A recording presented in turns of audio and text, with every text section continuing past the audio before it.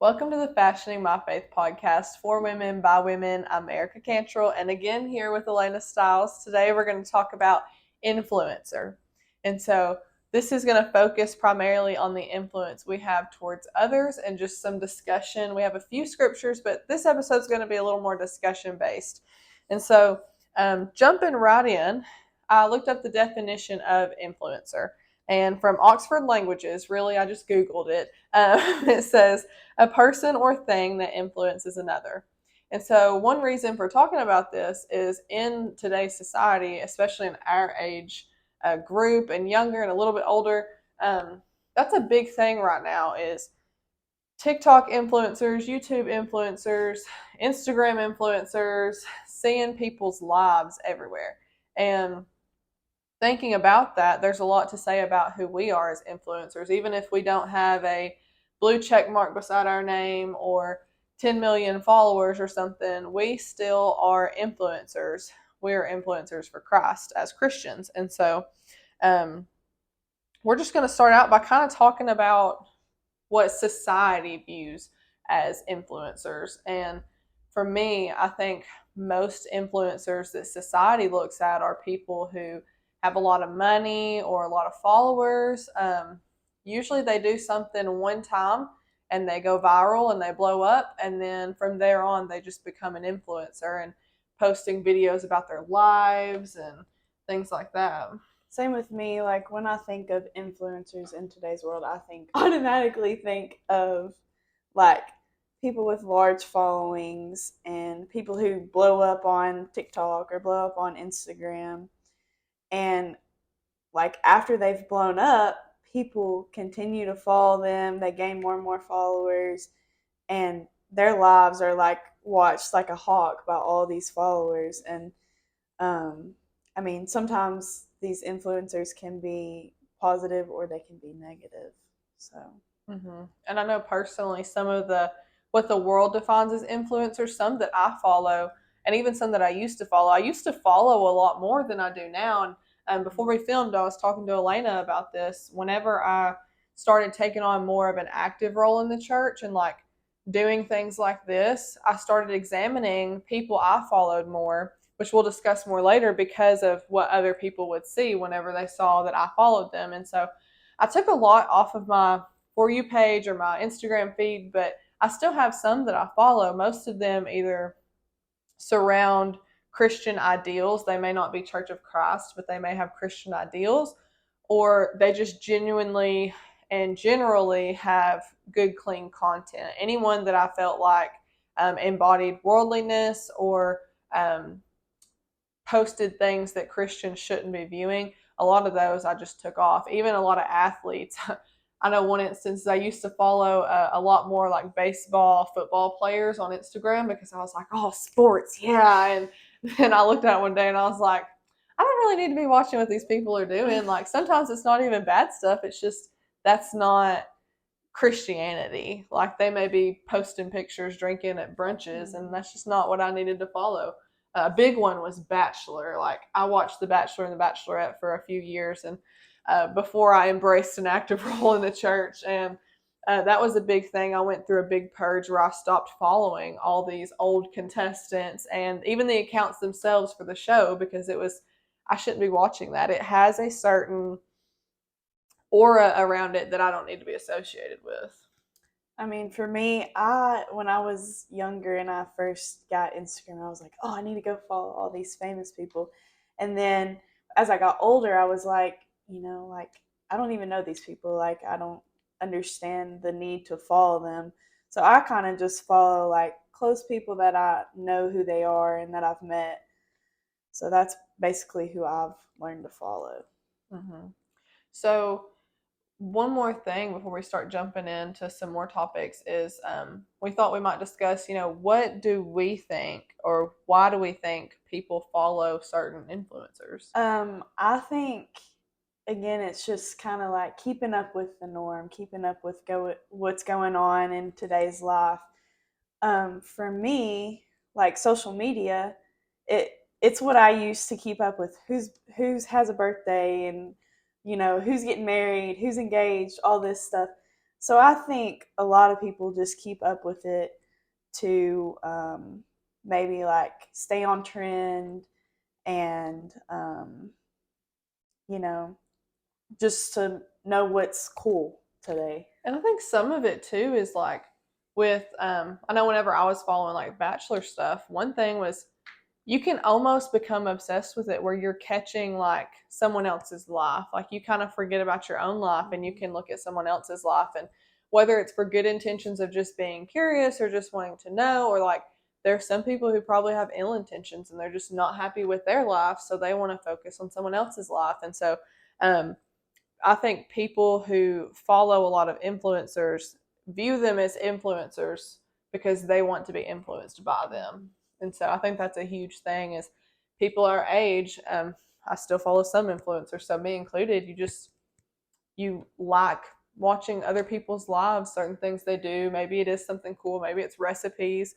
I started following some dietitians and stuff to get some healthy recipes that are blue check mark influencers. And so there's different reasons for viewing someone as an influencer, different reasons for following certain influencers. But a big thing is you get so, it's a habit to watch these other people's lives. And so thinking about that as other people's influencers, we're transitioning more now into us as influencers. And so, Elena, what are some areas of your life that you're an influencer? For me, I'm an older sister, so I've always tried to be a good influence on my younger sister because I know that she looks up to me in everything that I do, whether that be like school wise, basketball wise, what I wear, what I do, what I post, like everything. So that's one area for me that I am a huge influence. Also, going back to basketball, I feel like a lot of younger girls, whether I know that they look up to me or not, I like think about it. When I was their age, I looked up to, college players. So just knowing that those girls are looking up to me and being like, oh, hey, that's who I want to be one day. That's a big, that's a big part of my life where I have to influence those girls, be a good influence on them. And then also just being a Christian, like being around other girls in my life that maybe aren't good Christian girls, being able to like spread God's word at school. I know even on the team, like there are girls that are not as strong in their faith as like some others like me would be. And so just being able to be a good Christian influence on their lives is really important to me. And part of being a Christian too is influencing maybe some who, before we talked about, have the look of a good Christian or a faithful Christian, but maybe they might be struggling. Mm-hmm. And I have friends that I grew up with at church who still go to church, and they're good Christians, but they may have been a little misguided in some of their beliefs. We talked about in the using our talents episode, and in some of the other ones about our roles in church, we talked about Aquila and Priscilla, who they taught when someone was not teaching what was right in the synagogue, they pulled them aside and taught them. And so that's part of our job as fellow Christians as well as being influencers, is catching our fellow Christians when they don't necessarily know what they're doing is wrong, and just teaching them and helping teach them and helping being an influence, saying, I know that's what like the norm is and that's what society's doing, but we don't do that. Like we're set apart, we're different, we're not to be conformed. And so part of that being a Christian influence is being that for our fellow brothers and sisters in Christ. And it doesn't just have to be young girls. We have guys our age that we can be influences for. And I've talked about that on a previous episode about like with my boyfriend. There's ways that he may have been weaker when we first started dating that I've been able to help influence him and be there for him, just by being a fellow Christian. And that's another thing. Like there are girls or boys in my life that aren't, Church of Christ necessarily, but they don't know, like, hey, this is wrong. This is not what you're supposed to be doing. So it's been good for me to be able to influence others and say, hey, this is what the Bible says. So that's another job as a Christian influencer, is to influence those who maybe think they're on the right track biblical wise, but they're not. So I think that's important. And I know me personally, like I just got done talking about being an influence for my boyfriend. There's other ways in my life that I've been able to influence my mom, which has been crazy because I grew up in the church. She's a very faithful Christian woman. But when I started this podcast, I often go home and talk to my mom and my dad, and I'm like, so this is what I want to talk about. Does it sound okay? Is there anything that you think of that I should add in? Because that's who I go to kind of fact check me and make sure I'm talking about the right things. But um, one of the first few episodes I did, she came back to me and she said, I know that you're my daughter and I'm supposed to be all this for you, but she said, you're really influencing me. And to have that relationship with your parents when you start to get older, and part of, like earlier on, talking about our individual faith, when we grow that to a point where we have the ability to influence our parents and those older than us.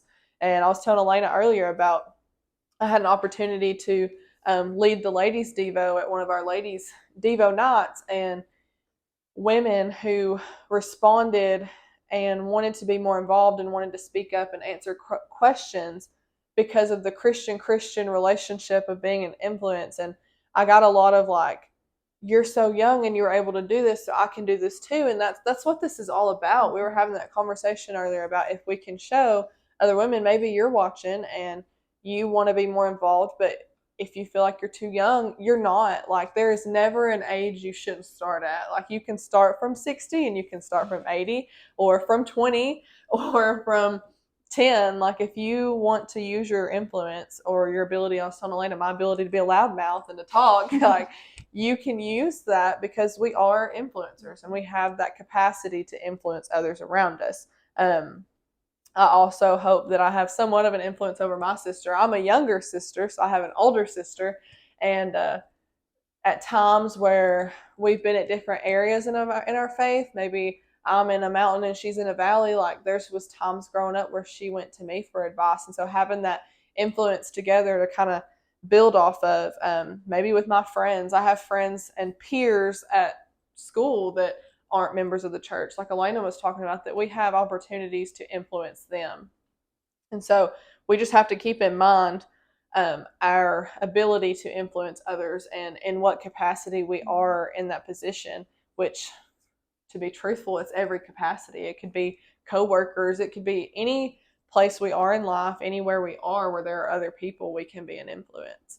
There's never a capacity where we can't be an influence, even in a worship service. Like if little girls, like Elena was talking about little girls, a big thing for me growing up was I was a preacher's daughter, so I always had, and I'm sure Elena had it even as, just a regular member, little girls like to sit with older girls and like to play with older girls, and they might color while we're in church service. There's one little girl at my hometown church that she used to color and play all the time, and then as she's gotten older, now she brings a little journal and she'll watch what I write in my Bible and she'll try to write. And so being that influence in that capacity too, to teach those younger girls what it looks like to be a faithful Christian. I agree. And I think it's important to realize that we can influence in different ways. Like some people might influence by, doing something like this, like Erica doing a podcast.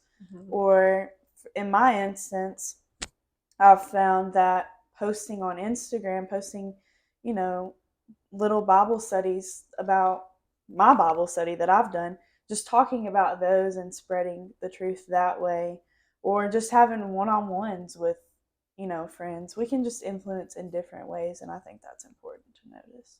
And that's a perfect bridge into our first main area. We're going to talk about two aspects. If we had to divide life into two ways that we influence, the first way we're going to talk about is online. And so, before we get into some harder questions, I do want Elena to kind of share with us her online ministry. That's what it truly is a ministry and an influence that she's having right now. So tell us a little bit about what you've got going on, the name, everything. So my Instagram page is, I think it's like _ShiningMyLight. And so I come up with that name because I just literally want to shine my light to others and share the truth with others that maybe, like I said earlier, don't think they know the truth, but they really don't, or people that are just lost in general. Um, and I kind of like, there were situations in my life that motivated me to, start my Bible study, and something just triggered in me, and I was like, I think I should start posting this stuff. So I have really enjoyed it because it's like, set like a daily, like, hey, this is priority. You have to do this every day. You have to post every day. So that makes me, you know, hold myself accountable and do that Bible study every day. So I just am very thankful. It's helped me just as much as it maybe has helped others. So Well, it's that responsibility, it that is. daily reminder. Mm-hmm. She's, like she said, holding herself accountable. She knows that if she misses a day, there are more than just herself who will know, and Right. so she has that way of keeping herself responsible for a daily time with God, and so she's using that to be an influence to others, for others to see those devotionals. And I love her pictures. She puts pictures of her scripture journaling that she'll do in the margins of her Bible, and so those visual as well as her captions of discussing what that really means, that is her way of being an influence to those who follow her. And I completely support her in that. Go follow her. I'll put her tag Yes, up. please. But thinking about that, we have an ability to influence that way. We also, this is kind of the hard questions I'm going to ask today. I was prepping Elena. I was like, I don't mean to be mean, but I'm going to ask some hard questions. So we do want to talk about, when we think about things like Instagram, Facebook, even Snapchat, TikTok, different things we post, different things we like, people we follow. What does it say about us when we like, post, or share posts that don't represent biblical morals, or, excuse me, things of the Bible that we believe? I mean, I think it really shows that we're supporting that. It shows that to other people. Like if we like something with, explicit things in it, I think it shows others, oh my, she's liking stuff with this in it. That means she supports this. Or the person that posts it, I think it shows that we support them. And I just think it's important to pay attention to who you follow, what you like, what you post. I think that's very important because you never know who's watching or who's paying attention.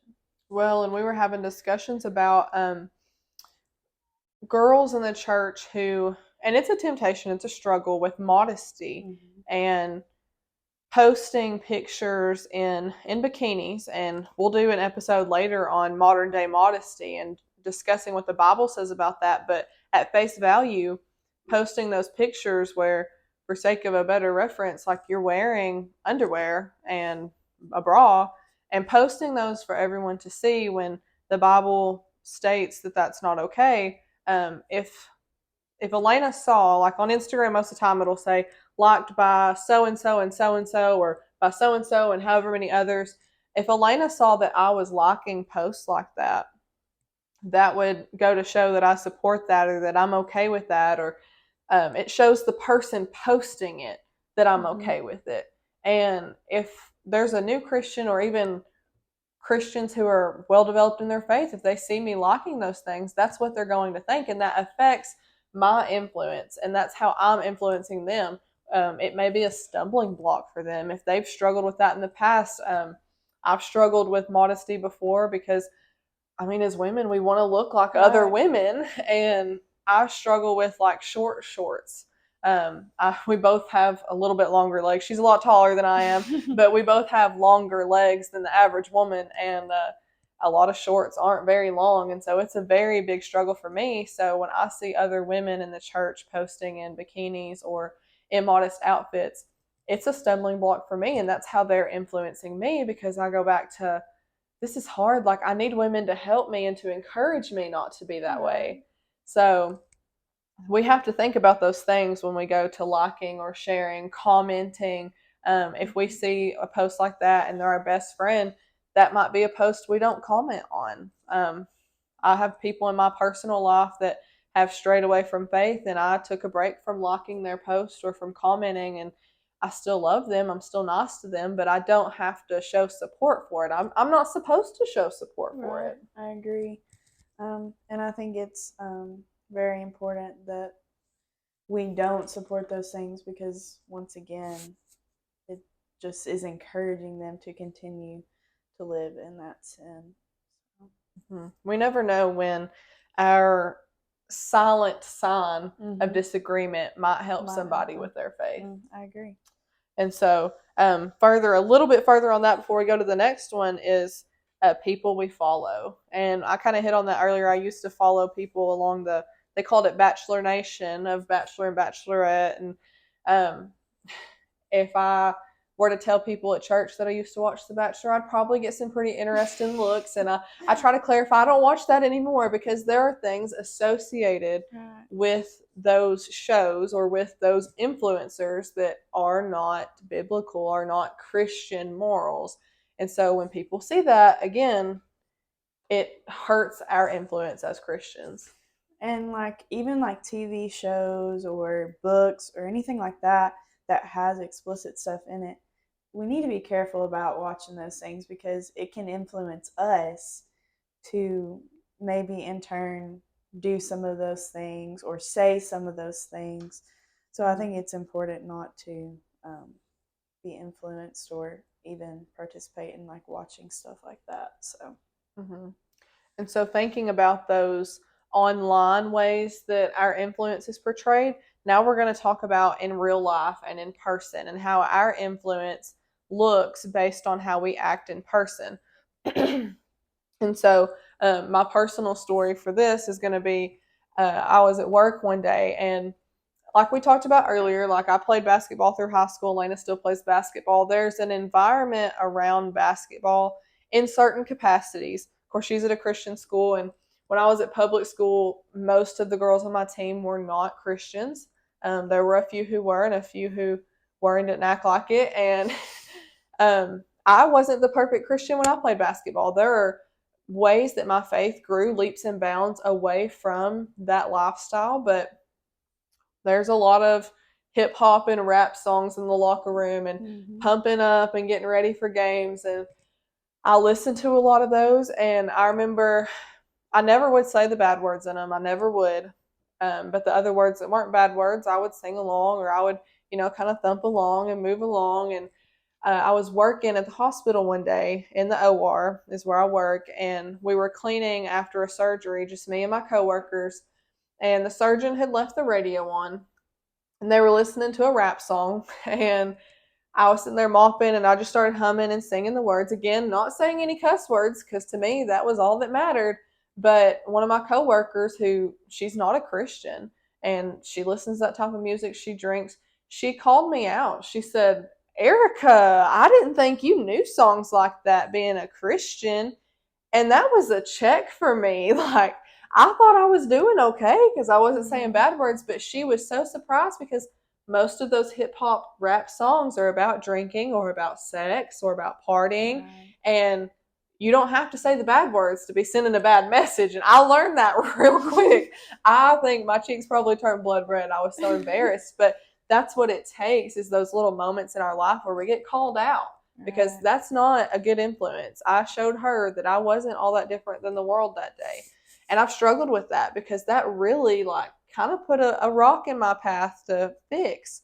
And so in real life, in person, that affects our influence. So when we think about how we treat others, how we talk to others, conversations we have, our friend groups, people out of our friend groups, all of those ways that we interact and we talk to people affects our influence. And so my next question for you, Elena, is thinking about how we treat others. Earlier, we talked about how there might be fellow Christians we go to school with who may not be in our circle or our group just because of different things we do. Maybe we're in the athletic crowd and maybe a fellow Christian is in the theater or the artsy crowd. What does it say about us as Christians based on how we act towards them? I think it's a great example because at Freed, a lot of times the athletes get caught up with the athletes, and then the social groups are in their little social groups. And so it's kind of like separated or whatever. And I think it's important to like show that, like, as Christians, we need to show love towards everybody, and that love needs to be equal towards everybody. I feel as though, like, in today's world, there's sometimes where people can be fake and, act one way towards you in front of you and then turn around and, talk bad about you. And as Christians, we should not do that. We should love each other equally. And I think it's just very important to show love, because if someone doesn't feel loved, they're not going to feel, welcome around you. Well, and if we see a fellow Christian at school and we're hateful towards them, or we act like they don't exist, or we treat them like they're weird, that doesn't say much about our Christian brothers and sister Right. relationship that we have at church. If we're posting pictures with them on Sunday and then we go to school and we're like, I don't know who they are, like, we in turn are being the fake person, the two-faced. I know a big thing for me is I don't like people who are two-faced, and so I'd rather you just be honest with me and tell me you don't like me. But some Christians can fall into that category because we get caught up in our friend group versus this friend group, and we forget about Christian first. Right. We forget about that, and that affects our influence. If Elena saw me being mean to another Christian, that's going to affect how she views me, and that affects my influence towards her. And so that's a very big deal. Another thing is people who are outside of church. If we're rude to them, if we start treating church like a privilege, then we're never going to have any ability to influence them towards God. If we treat them hatefully, if I took French in high school and everybody that was popular played sports, they all took Spanish. I just was never interested in learning Spanish. I was in there with a lot of the theater, drama, LGBTQ crowd, and my influence, I had an opportunity to be a good influence or to be a negative influence. And I tried to show those kids who were hated on, I didn't show them that I supported it or accepted it. They knew I was a Christian. They knew that I didn't want to know anything about their personal immoral life. But when I would go to school, every morning I would say, hey, how are you today? And just those little things, showing them kindness, but not support. Those are two very big things that we'll talk about one day very in depth, but love and support are very different. And you can show people outside of Christ's love without showing them support. I agree. And you never know, like, who's struggling, who's down, You never know who needs that encouragement or that love shown towards them, and you never know how it can influence their lives. So I think it's important that we show love. Yes, and everybody, the Bible hits you at a different time each phase of life. There are verses I've heard my entire childhood that tomorrow may hit me a different way and change my life. And you never know what that day may be for someone else, or for someone outside of the church who has a day where they're just, I'm ready to be a part of something greater than myself. And if we're not kind, if we're not influencing in the best ways, then we're not going to be able to properly establish that. And so Elena has pulled a couple verses for us about influence. So first I'm going to read from Proverbs 22:24-25. This is kind of the negative influence that is kind of like portrayed in the Bible. Make no friendship with an angry man, and with a furious man do not go, lest you learn his ways and set a snare for your soul. So this is kind of talking about hanging around the wrong people. And if you hang around the wrong people, you're going to be influenced in a bad way. And sometimes that can result in ending up acting like them and, doing the things they're doing. And that'll eventually lead to eternal death. And so now I'm going to talk about a positive influence in the Bible. In Matthew 5, verse 16, it says, let your light so shine before men that they may see your good works and glorify your Father in heaven. So this verse goes on to talk about the influence that we can have on others if we shine our light. Kind of going back to my whole point of my social media aspect. So if we shine our light and be a positive influence towards others, we can bring others to God. Mm-hmm. And I like the verse you use from Proverbs because it is true that the people we hang around have the opportunity to influence us, as well as there's the age old, as long as I've been alive, my 20 years on this earth, that I've heard guilty by association. Mm-hmm. And people will assume things about us based on the people we hang out with. Right. Even if it doesn't have the opportunity to change how we act, it might just be that we're seen with them. Right. And if they have a negative influence, if they have a negative reputation, we're guilty by association sometimes. If we're at a party not drinking, we're still at a party. So we have to think about those things when we're considering our influence on others in person. We're going to give a few just discussion-based Bible characters who have positive or negative influences. Last episode, I said I like doing negative first. This episode, we're going to do the positive first. So Elena's going to start us out with 2 examples of positive influences. So 2 positive influencers that I think of in the Bible are Paul. Whenever he, in like all of his letters, he's preaching and bringing many souls to God. So I think that's very important to see his influence on all the lives that he brought to Christ. And then John the Baptist, when he was preparing the way for Christ, he influenced many to believe and to follow Christ. So I think that's very important.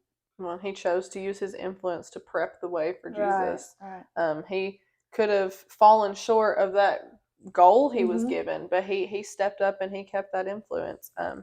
Last episode, I used one of my positive examples as Stephen, and I'm going to use it again this episode. Stephen was a martyr. He chose to influence others by not backing down, by showing the other Christians that he would rather die than change the way that he preached and change his life, changed the way that he chose to spoke. And so that is a good positive example of an influencer, as well as Philip with the Ethiopian eunuch. He found him reading and trying to understand the Bible, and he helped teach them and get the eunuch to be baptized. And so using our influence as an influencer to discuss and to talk and to help bring people to Christ. Yes, it's very important as Christians that we strive to be like the positive influencers in the Bible. So now, because I did it backwards, we're going to the negative influencers. So Elena's got 2 more examples of some negative influencers of the Bible. The first one that I think of are the Jews when they persuaded Pilate to have Jesus killed. So that's obviously a very negative influence. The Jews negatively, influenced Pilate. They portrayed Jesus negatively and influenced him to have him killed. And then the next one I think about is the false teachers that are talked about in Galatians. And these false teachers were influencing the Galatians to follow the old law and not the new law. These Galatians had previously, heard God's word, believed it, and then they were being influenced like, hey, no, you need to follow the law. So I just think that it's important that we learn from these negative influencers and just make sure we're teaching the truth. And my examples, one of my examples is Herodias with King Herod. He was very close with John the Baptist, and John the Baptist was doing his best to be a good influence on him. This was one of those instances where he got undermined by some evil. But Herod found himself wanting to marry his brother's wife, and John the Baptist was trying to tell him, like, that's adultery. You can't do that. And instead, his brother's wife that he was interested in had her daughter do a dance for Herod, and it created lust in him, and he, out of lust and out of emotion, offered the daughter anything up to half his kingdom. And sure enough, because of the influence of the daughter and the mom, they asked for John the Baptist's head. And because he could not succumb or humble himself to be wrong, he did that. He carried out that request, and that's how John the Baptist died, was because a negative influencer in Herodias came into Herod's life and affected his close relationship with almost, he could have become a Christian for all we know, had it not been for that relationship and that negative influence in his life, as well as another woman. It's bad that I chose women to be the negative examples, but Potiphar's wife, she chased Joseph and was constantly trying to get him to have relations with her, and Joseph wouldn't. And she was a negative influence. I remember in the Bible it says she pressured him daily. She was, every day that he was in that house, she was trying to force him to commit adultery with her. And of course, he escaped, but she lied. She made him look like the bad guy, like he was coming onto her.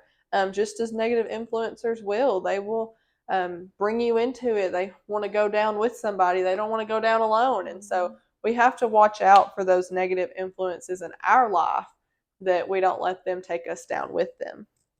And so, concluding, this was, I can't tell based on the time if this was quicker than our last one or not, but concluding, because this episode is going to go a lot deeper with our next episode, where we talk about influence her instead of influencer, where we're going to talk about how we get influenced without always knowing that we're being influenced. So concluding this one, I do want to read to you Proverbs chapter 27. Proverbs 27 verse 17 says, "As iron sharpens iron, so a man sharpens the countenance of his friend." And so we need to ask ourselves when we're thinking about our influence, am I the sharper iron? Am I the iron that is sharper to help another person, to influence them? If I'm not the sharper iron, then I need to watch out, because if they're a negative influence, they'll carve me out to be a bad way instead of a good way. Again, that kind of concludes today's episode. I do want us to keep thinking about our influence on others and how that looks, how we portray ourselves online, in person. We need to think about those things. And to focus and get you ready for next time, I want you to ask yourself the question, what is influencing me?